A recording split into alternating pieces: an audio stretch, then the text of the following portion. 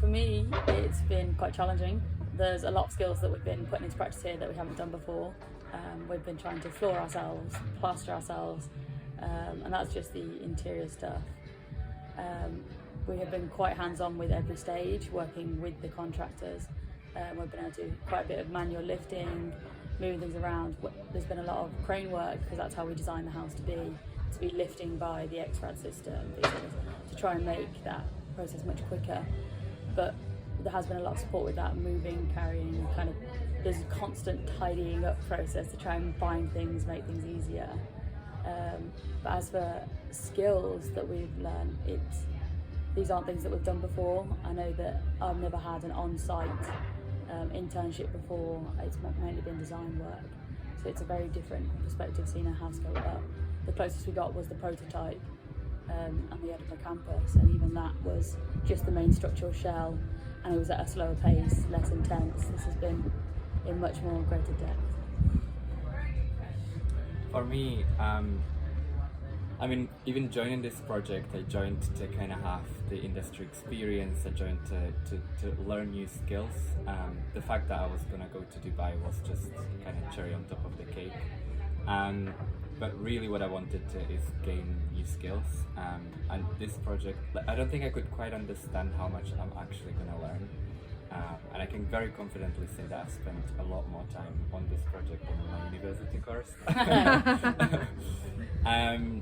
And that's for a reason, obviously. It's for a reason because I knew that I'm learning so much through this project. Like, I never knew that I'm gonna work with Scottish timber in the way that I did. I never even knew about cross-laminated timber before this project.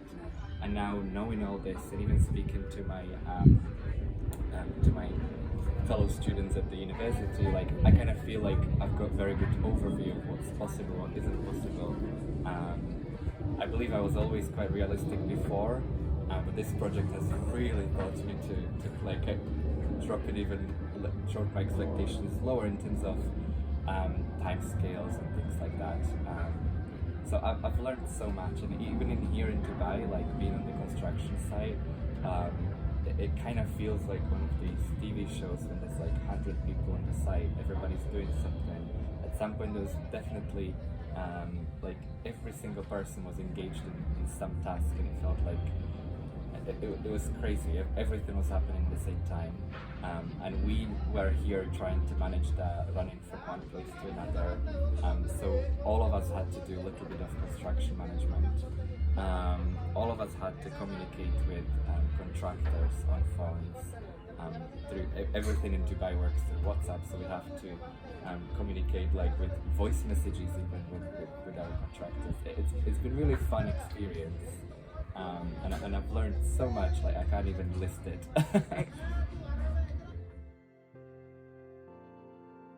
I think a lot of the communication with, like, I think previously I wasn't very confident in what I was saying. I wasn't very and speaking to a professional before or having an interview, I don't know, I would feel very nervous about it, and I wouldn't know how to approach it. And I've definitely learned that if you want to know something, just pick up a phone and ask. That was definitely one of the biggest lessons learned, that actually, yes, these people are available on the phone and everybody's more than happy to help you. And you know, you yourself don't know everything, so asking questions, it's a normal thing. And it sounds stupid when I say this, but it's really like one of the big things, like the confidence that I have in asking a company, or even, yeah, that's really like a life lesson for me. It's just like, really go out and ask if you want to know something. That's like a big lesson learned for me, which is a bit strange, but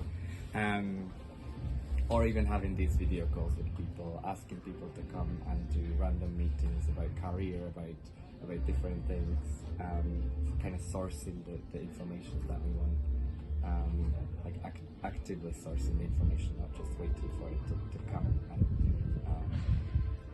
I don't know, it's a strange one. There's definitely so many lessons learned. So many lessons learned.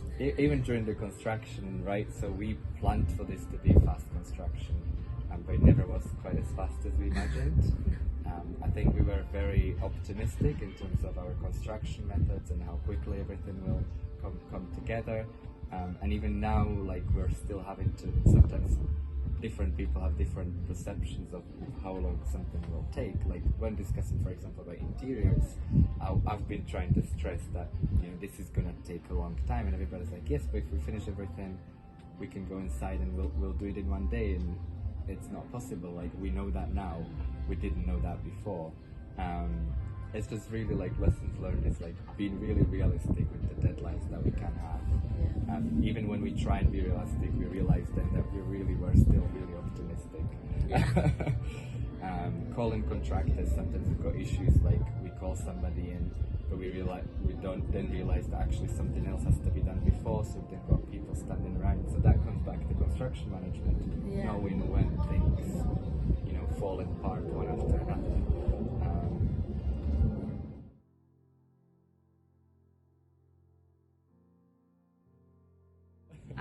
Our next big thing to kind of finish is where there's a couple of things. We only have a few things left to tie in the outside, and they can be done at the same time as the inside, as far as quite a few of us are aware. A lot of it is actually working at height, things that we're like on our inclined roof trying to add cladding. We require certain machinery for that, man lifts, things like that, which at the stage we're at in the competition can only be done after certain times in the day. We can crack on with other things while we're waiting on those stages. We're not just sitting still. Our critical path has changed in how we approach things, because there's now limitations on time and who's available when. So we're kind of juggling all tasks at once, I guess. Electrics, plumbing to be finalised. That's as soon as that's done, everything will fall into place, and we're hoping that's close by. Yeah, definitely. I mean, at this stage, we still have a lot of the interiors to do, and we've been kind of stuck in this position for a little while now, for different reasons. It's obviously services need to be done before you can put the ceiling up. Wire needs to be done in the wall before you can put the plasterboard up on that. So there's a lot of things that are still needing to be done, but yes, as Ellie said, like a lot of these things can happen in the same time. And once, like for example, you can tell that the bedroom is far more finished from our living room. The bedroom has a ceiling and has all the wiring done, so we can continue to do the flooring. We can, you know, you can see the progress there, whereas in some rooms we're still waiting on some things to be finalized and finished. So we're getting there, but it's stressful. But we'll manage. We're still proud of what we've done so far. Definitely. Like,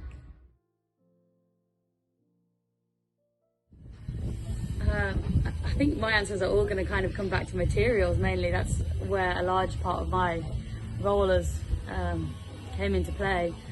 But that is one of the biggest differences here, using timber as our main structural element. We're looking around and there's a lot of concrete. I know that we have elements, we've got our wind catcher, but even when that got dropped into place, the reaction we've got from other teams, they're like amazed by it, and we're very proud of that element. And then when we say that's our only concrete thing, they're even more amazed in comparison to their own houses. One of our first few days when we were laying out our glulam ground beams, we had people coming over saying, what would you have done if it would have broken along the journey? And it's the same as if you'd have prefabricated anything and sent it over. Timber's quite resilient, we've worked with it before, we'd prepared it, and we were just like, well, we'd just have to fix it, we'd find some more timber, we'd sort it out, and that was shocking to them. And like Martin has said previously, the not necessarily coming prepared for tools with timber, that is what sets us apart. Everyone here is expecting different materials to what we've brought. I think we took the sustainability in its very true sense, that we kind of, in every process that, on every design decision that we made, we had sustainability in mind. So that, yes, that comes to materials, that comes to the shape of the house, being kind of made in a way to work the best with the sun, like direction of sun, with direction of wind and things like that. So we kind of took everything that we could into design making, design considerations, And we kind of really took the sustainability in its true sense, that if we want to do something concrete, how can it be as little as possible? How can it emit as little emissions as possible? And yes, if you look around, there's insulation even, like I've seen in polystyrene insulation wrapped in concrete blocks. There's very kind of traditional systems of constructions around. We really wanted to learn something new, and we really wanted to be hands-on, which is another thing that really sets us apart. We are really one of the teams that, well, we're really a team that has definitely the strongest hands-on experience in terms of students on the construction side. And the competition organizers know that very well. We've had very strong social media for a very long time. They've been following our journey from the very beginning, even before we were in the competition. So I think there are still a lot of things that really set us apart.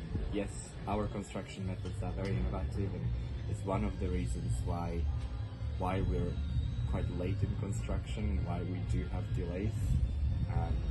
I wouldn't change a thing. I would possibly change different processes to make them quicker.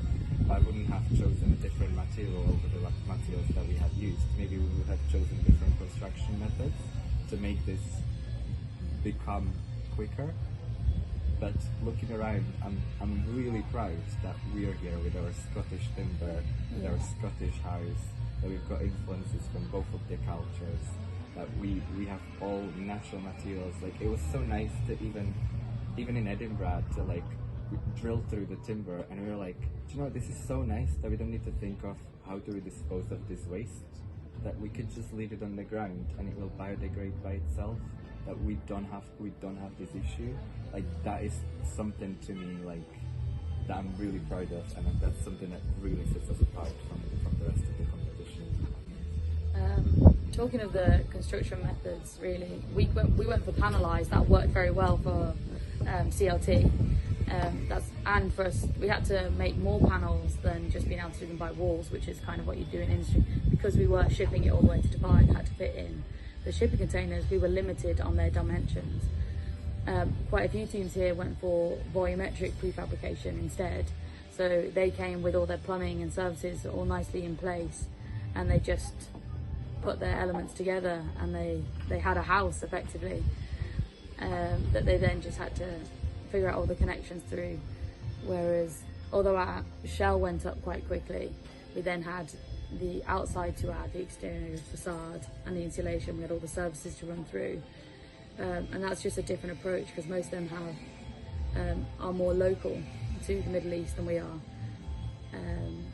So it was convenient for us to go with our construction method, however has been slower here, watching houses go up. We got flooring in place and celebrated, where other people looked like they had a house. It wasn't functioning yet, and it wasn't connected, but it physically from the outside looked like more of a house, and we were cheering over our flooring being finally in place. So it has always looked like we were lagging behind, even though this to us was the most practical and the quickest methods we could think of.